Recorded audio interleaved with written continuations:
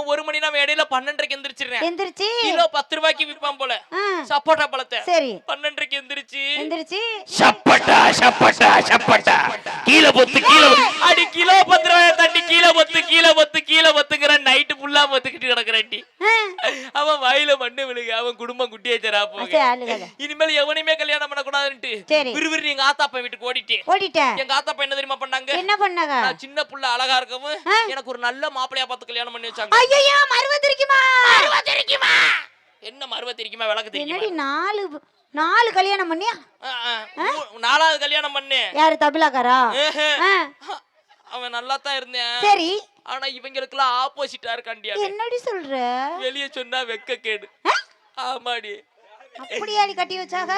நின்னாலும் போடுறேன், நிமிந்தாலும் போடுறேன், உட்கார்ந்தாலும் போடுறேன். என்னடி? அடி நீ நினைக்கிற மாதிரி இல்ல, அவன் குசு போடுறாண்டி. குசுவனி பேரை பிடிச்சி கல்யாணம் பண்ணி வச்சு புட்டாங்க. சரி அவனுக்கு அண்டை வாய்வு இருக்கும் போல் இருக்கு. கல்யாணம் பண்ணிட்டு வந்த 2 நாள்ல தடார்னு விட்டு கிழக்கு சேவத்தை 2ஆ உடைச்சிட்டான். செவருக்கு பின்னாடி இந்த தவேலாக்காரன் உட்காந்து தவேலாவை அடிச்சிருந்தது, பம்பக்காரன் உட்காந்து பம்பை அடிச்சிருப்பா போல் இருக்கு. அடிச்சடியில மண்டையில மாதிரி இல்லாம கொண்டு போயிட்டு வரீங்க. அதுல விழுந்த கிரவுண்ட் தாண்டி இது. நான் என்ன பண்ணுவேன்? சரி கஷ்டப்பட்டு கட்டி செவத்தை எழுப்பிட்டேன். ஆனா அவனுக்கு பின்னாடி போறது மட்டும் நிக்கல. அப்பப்ப போட அங்க வச்சு அடைக்க. அவன் போட நீ அடைக்க. செவத்தை இங்க அடைச்சா செத்து போயிருவேன். சரி வீட்டுக்குள்ளே பொத்தி வச்சிருந்தேன். உடனே அவன் சொன்ன, அடியே பொண்டாட்டி என்னால உள்ள இருக்க முடியல, ரொம்ப போர் அடிக்குது, என்ன எங்கிட்டாவது வெளியே கூட்டிட்டு போடின. சரி இவனை பத்தி தெரிஞ்சவனா சும்மா இருக்க கூடாது, தியேட்டருக்கு படம் பார்க்க கூட்டிட்டு போனேன். தியேட்டருக்கு அடி? அந்த நேரத்துல அருமையான பழைய படம் ஒண்ணு போட்டு. ஆமாடி அன்பேவா. ராஜாவின் பார்வை ராணியின் பக்கம், கை தேடுதே சொர்க்கம், கண் மூடுதே வெட்கம், பொன்மாலை மயக்கம். எப்படிப்பட்ட பாட்டு? செம்ம பாட்டு. இந்த பாட்டுல என்ன தெரியுமா ஸ்பெஷல்? என்னது? இந்த குதிரை வண்டி கிடுக்கிடுக்குன்னு ஓடும். கிடுக்குன்னு எம்ஜிஆர் சரச்சா தேவியத்துல உட்காந்து சாலியா பயணம் பண்ணுவாங்க. தியேட்டர்ல இந்த பாட்டை பார்க்கவும் எல்லாம் விசில் அடிச்சு இருப்பாங்க. அப்படி சந்தோஷமா இருக்காங்க. என் புருஷன் என் பக்கத்துல உட்காந்து நல்லா தான் படம் பார்த்துக்கிட்டு இருந்தேன்.